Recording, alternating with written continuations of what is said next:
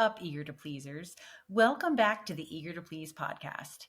I hope you've been having a great week. And despite the past few weeks that I've been having, I guess I could say I'm doing fine too.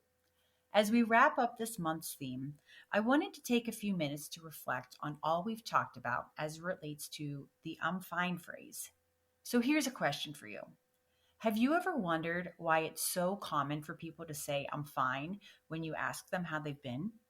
I know I have, so I wanted to share an article I stumbled upon written by Holly and Scott Stoner, licensed marriage and family therapists and directors of the Wellness Compass. Side note, if you wanted to check out more of their work, head on over to their website, thewellnesscompass.org. In reading their article, it explains there are times when a person either isn't aware of what they're feeling or has no interest in letting you know what they're feeling. And when that happens, if you ask that person what or how they're feeling, you might get a response like, "Oh, I'm fine." It's an abbreviated way of letting you know they want privacy and to be left alone with their feelings and thoughts. When we hear a person saying, "I'm fine," we can probably assume that their fine stands for this: feelings in need of expression.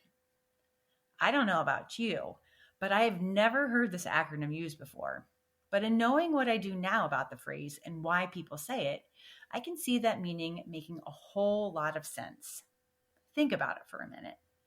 Most likely, that person has something going on in their life that involves emotions they're not ready or able to share. But knowing how to handle those feelings is what helps promote our well-being. Holly and Scott share that one of the hallmarks for emotional wellness is the capacity to both be aware of and express the full range of our emotions, not telling ourselves that we're fine even when we're not. There's so much we can learn about ourselves and others when we become fully comfortable with our emotions and the energy we feel within us. This is the wisdom behind the quote they share. Our emotions don't create problems. They contain the exact genius we need to solve them. If you listen to episode 15 with my sister Michelle, she'd say the same thing that Holly and Scott do. We were not born knowing how to handle our emotions. Over time, we learn ways to manage our feelings from the way we were raised, by our parents, grandparents, close friends, and society as a whole. If we're fortunate to have good teachers, we have a better chance of knowing how to handle our emotions well. And if we didn't, they share that there's still good news. We can always learn new and more effective ways to manage and grow our emotional well-being. We don't have to throw our hands up and say, "Well, that's just how I was brought up." You can learn to change. It's a lifelong commitment. Holly and Scott further share that they've found people often report they're comfortable expressing some emotions while they struggle expressing others. Some even say that they feel and express anger, but sadness and vulnerability are difficult for them. Some say the opposite. They're comfortable expressing sadness, but not anger. Others still report that they rarely or never heard the words "I love you" as a child, so they now have difficulty verbally expressing those feelings.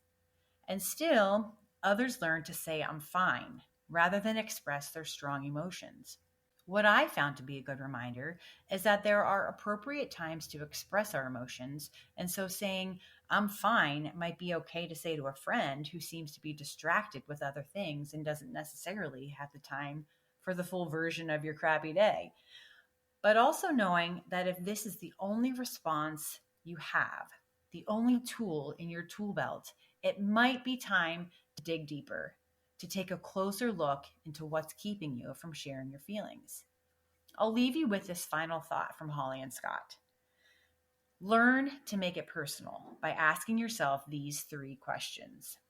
Is there a particular emotion that's challenging for you to express? Is there a specific emotion that makes you uncomfortable when expressed by others? And do you see a connection between your 2 answers to these? There's your homework for the week. I can't wait to have you join me for our next episode. New theme and new song. I'll see you then.